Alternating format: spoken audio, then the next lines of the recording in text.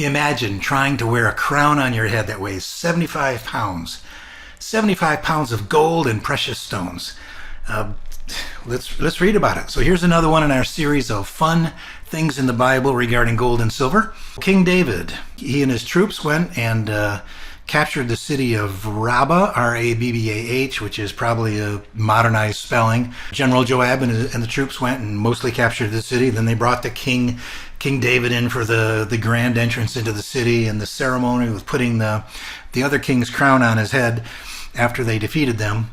So this was a fairly typical methodology back in the day, right? So you don't want your king getting killed in battle, so you kind of bring him at the last minute. This king of Rabbah of the Ammonites, so this is of the Ammonite people, he had this crown, and there's a little bit of dispute here about whether it was actually a crown that he personally wore on his head or whether it was a crown that was placed on idols. So apparently one of their main idols back at that period in time was called Milcom, and archaeologists have found statues in that area where they have crowns on their head. So it's possible that this crown was meant and manufactured for sitting on top of another statue, stone or silver or something, who knows what. But they put this on David's head temporarily. He probably had a couple of big burly guards standing on either side of him holding it for a few seconds. So this was a symbolic thing, right? So you're showing the people of the city, look at, we have conquered your city. King David is now your king. So the crown was described as being 1 talent. By the way, 75 pounds is 34 kilograms for those of you on the metric system.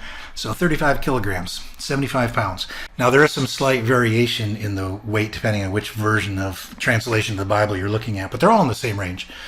This one is CASB and they call it 75 pounds. This one is a NIV and they call it 75 pounds or 34 kilograms.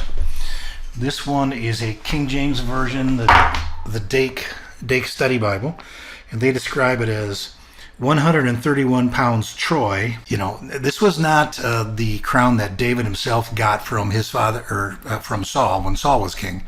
That's a different one. That was called the diadem, had a name for it. And everyone seems to, all the writing I've read here, seem to acknowledge that was a smaller crown.